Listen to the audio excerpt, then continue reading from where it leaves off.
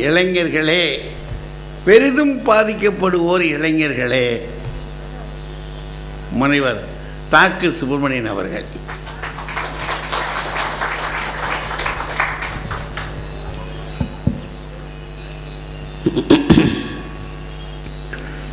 வணக்கத்திற்கும் போற்றத்திற்கும் உரிய பட்டிமண்டபத்தின் நடுவர் பெருந்தகை நகைச்சுவை நாவலர் தமிழறிஞர் அவர்களே, பட்டிமன்றத்தை பாங்குடையதாக ஆக்கித்தர வந்திருக்கக்கூடிய அறிஞர் பெருமக்களே, எங்களுடைய வணக்கத்திற்குரிய ஐயா ஆன்மீக செம்பல் அவர்களே, திருக்கோவில் நிர்வாக அலுவலர்களே, பெரியோர்களே, தாய்மார்களே, இளைஞர்களே, குழந்தைகளே, உங்கள் அனைவருக்கும் என்னுடைய பணிவு கலந்த வணக்கத்தை கனிவோடு தெரிவித்துக் கொள்கிறேன். அருள்மிகு வீரராகவ பெருமாள் விஸ்வேஸ்வர சுவாமி திருவருளால் ஏற்றத்தாழ்வுகள் எல்லாம் போக வேண்டும் என்று முதல்ல எம்பெருமானை வேண்டிக் கொண்டு என்னுடைய உரையை தொடங்குகிறேன். ஏற்றத்தாழ்வுகள் முதியோர்களை பாதிக்கவில்லையா என்றால் பாதிக்கிறது தான். ஆனாலும் 60 ஆண்டு காலம் வாழ்ந்துவிட்டு பார்த்து பார்த்து அவர்கள் பழகி போய்விட்டார்கள். ஓ, அப்படி வர்றீங்களோ? ஆமாம், 60 ஆண்டு காலம் வாழ்ந்ததனாலே இந்த உலகத்தை எல்லாம் பார்க்கிறார்கள். உலகத்தை எல்லாம் பார்த்து உலகமெல்லாம் இப்படித்தான் இருக்கிறது, ஏற்றத்தாழ்வோடு தான் இருக்கிறது என்று உணர்ந்து அவர்கள் ஓரளவு மனப்பக்குவம் அடைந்து சகித்து கொள்ள அவர்கள் தொடங்கிவிட்டார்கள். ஆனால் பிள்ளைகள் அப்படி இல்லைங்க. பிறந்த உடனேயே அந்த சிக்கல் வருகிற பொழுது அது அவனுடைய மனத்தை ஆழமாக பாதிக்கிறது. எது அவனை துன்புறுத்தும் என்று சொன்னால், வயதான பிறகு கூட அவர் சின்ன வயதிலே அனுபவித்த துன்பங்கள், கஷ்டங்கள் இருக்கிறதே, அது இன்னும் அவருடைய மனத்திலே ஆழ பதிந்திருக்கும் என்று சொன்னால் எவ்வளவு பாதித்திருக்கும் என்பதை பெருமக்களே சிந்தித்து பார்க்க வேண்டும் என்று விரும்புகிறேன்.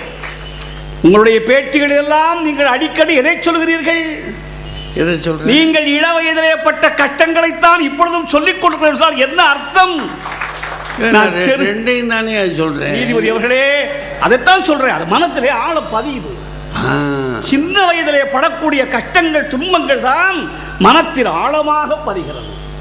பெரியவர் ஆன பிறகு அது சகித்துக் கொள்ளலாம் தொடங்கிவிட்ட காரணத்தினாலே அது அவ்வளவு பாதிக்காது, அவ்வளவு மனத்தை பாதிக்காது. ஆனா சின்ன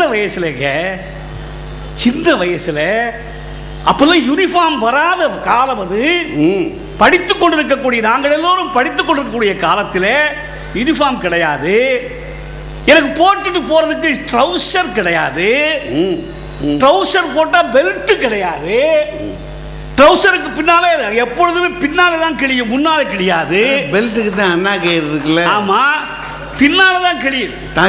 அதுக்கு தபால் ஆபீசர் சொல்லுவாங்க, பெல்ட்டுக்கு பதில் அண்ணா கயிறு இருக்குல்ல.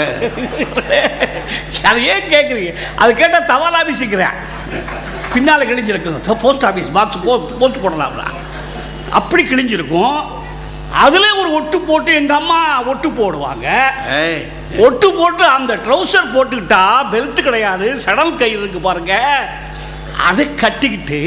ஓ, அது அருணாக்கயிறும் இல்லை, அருணாக்கயிறு கிடையாது, அது உள்ளே இருக்கு. அது வெளியே போட்டால் கீழே அவுழ்ந்து வந்துடுவோம். சடல் கயிறுங்க. அதை கட்டிட்டு பள்ளிக்கூடத்துக்கு போகிற பொழுது ரொம்ப தூரம் அப்போ சைக்கிள் கிடையாது, சைக்கிள் ஓட்டவே எனக்கு தெரியாதுங்க, வெளிப்படையாக சொல்கிறேனே. ஏன்னா சின்ன வயசில் எனக்கு சைக்கிள் வாங்க கூட துப்பு கிடையாது, என்கிட்ட சைக்கிள் கூட கிடையாதுங்க, செருப்பு கிடையாதுங்க. 1.5 கிலோமீட்டர் பள்ளிக்கூடம் செட்டியார் ஸ்கூலுக்கு நடந்து போகணும். செட்டியார் ஸ்கூலுக்கு வீட்டில் இருந்து நடந்து போகணும்.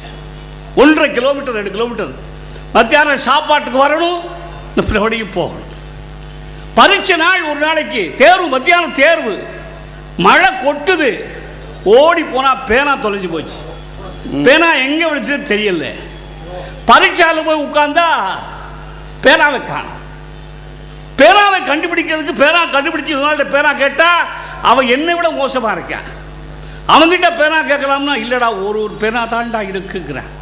மையம் இப்படியெல்லாம் கஷ்டப்பட்டு அந்த கஷ்டம் எவ்வளவு மனத்தை பாதித்திருக்கிறது நினைத்து பாருங்கள். நான் இன்னைக்கு இருக்கலாம், நான் இன்னைக்கு பேசலாம், இன்னைக்கு நான் வந்து பெரிய பேராசிரியர் மண்ணாங்கட்டி தெருப்புழுதி சொல்லலாம். நான் தெருப்புழுதியாக இருந்துதான் பேராசிரியராக வந்திருக்கிறேன் என்பதை மறந்து விடாது. எவ்வளவு கஷ்டமுடைய உள்ளத்தை பாதித்திருக்கிறது தெரியுமா?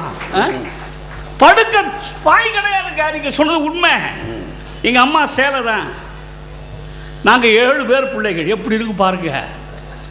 அதுக்கு அந்த காலத்துல எல்லாம் ரொம்ப ஒண்ணுமே பிரச்சனை இல்லாமல் குழந்தைகள் பிறந்த காலம் அது. இப்போ மாதிரி 1 2 அப்போ 7 4 பெண்கள் 11 பேர் எங்கள் வீட்டில். எங்கள் அப்பாவுக்கு ஒரு நாளைக்கு 5 ரூபா தான் கூலி. தச்சு ஆசாரி, தச்சு விலை 5 ரூபா. 5 ரூபா கூலியில் ஒரு குடும்பமே நாங்கள் இருக்கிற பொழுது ஒருத்தர் முகத்தை இன்னொருத்தர் முகத்தை பார்க்கிற பொழுது நம்முடைய உள்ளம் என்ன ஏக்கம், என்ன பாதிப்பு இருக்கிறது எனக்கு தான் தெரியும். உங்களுக்கு என்ன தெரியும்? நாம் பட்ட கஷ்டம் எனக்கு இல்லை தெரியும். படுக்கிறதுக்கு பாய் கிடையாது. எங்கள் அம்மா சேலையில் தலையாணி கிடையாது. நாங்கள் ஆஸ்பாவராட்டை போடுவோம். அந்த நூல் இருக்கு பாருங்க, அது என் தலைக்கடையில் இருக்கு. நூல் மேலே சேலை. அப்படி படுத்தவனாகி என்னுடைய உள்ளம், நான் இளைஞனா நினைச்சு பார்க்கிறேன். அந்த உள்ளம் இன்னைக்கு என்னால இப்படி பேச முடியும் சொன்னா அது என்னுடைய உள்ளத்தை இளைஞனாக இருந்த பொழுது என்ன பாதிப்பு பாதித்துக்கு பெருமக்களே நினைத்து பாருங்க. என்ன கஷ்டப்பட்டிருக்கும், என்ன கஷ்டப்பட்டிருக்கும் அந்த மனம். சாதாரணமாக இளைஞர்களை பாதிக்க இன்னொருத்தரை பார்க்கிறான். சின்ன பையன் வேண்டியது வாங்கி திங்க முடியாதுங்க. அவன் ஐஸ்கிரீம் சாப்பிடுவான். எனக்கு சாப்பிடணும் சாப்பிட்டு எங்கேயே செத்து போய் போல இருக்கு. அப்படி இருக்கியா? நாலனா காலனா கொடுப்பாங்க. காலனா அது ஓட்ட காலனா. அந்த காலத்தில் ஓட்ட காலனா,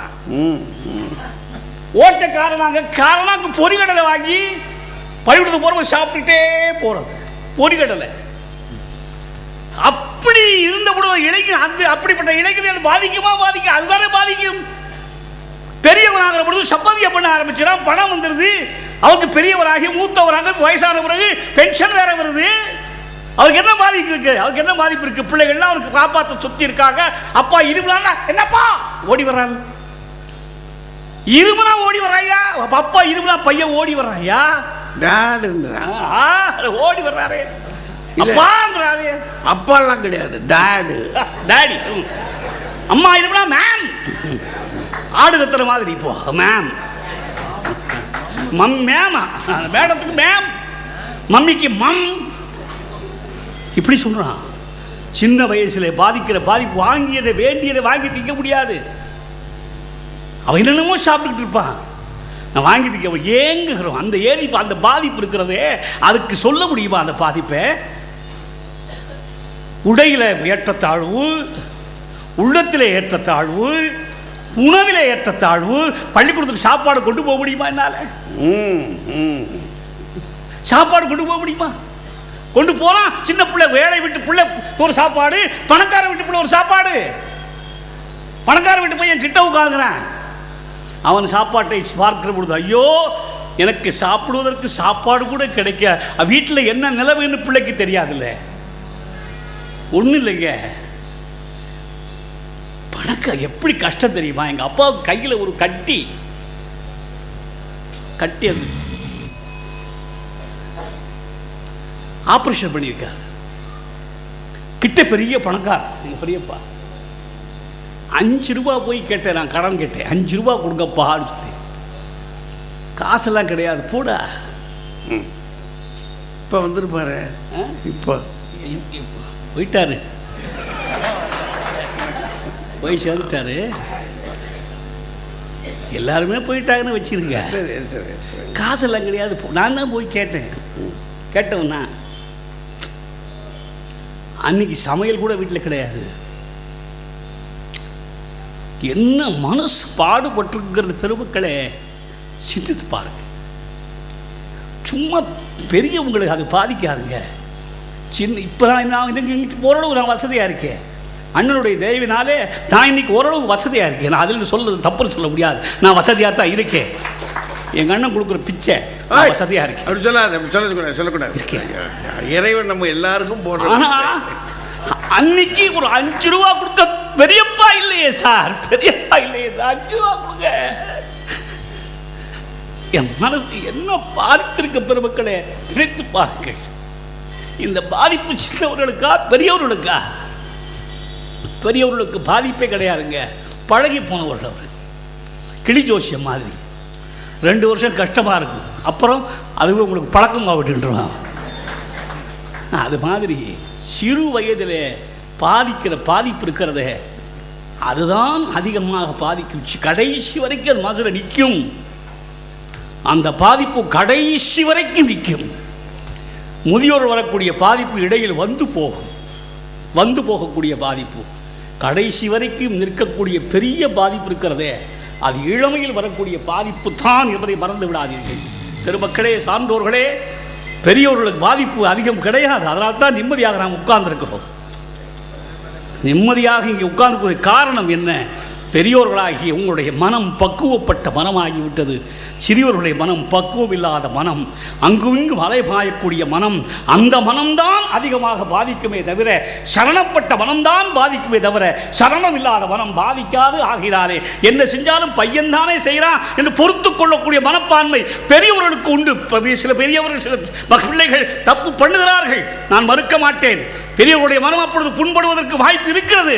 இருந்தாலும் கூட என் பையன் ஐயா பண்றான்னு சொல்லி பொறுத்து கொள்ளக்கூடிய மனப்பான்மை பெரியவர்களுக்கு வந்து விட்டது. சின்ன பிள்ளைகளுக்கு அது ஒன்றும் தெரியாது சார், ஏபிசி கூட தெரியாது. எனவே அந்த பாதிப்பு தான் கடைசி வரைக்கும் இருக்கும் என்று தெரிவித்துக் கொண்டு ஏற்றத்தாழ்வுகளால் பெரிதும் பாதிக்கப்படுபவர்கள் பெரியோர்களை விட இளைஞர்களே என்று சொல்லி வாய்ப்பு வாழ்த்து வழங்கி விடைபெறுகிறேன். நன்றி, வணக்கம்.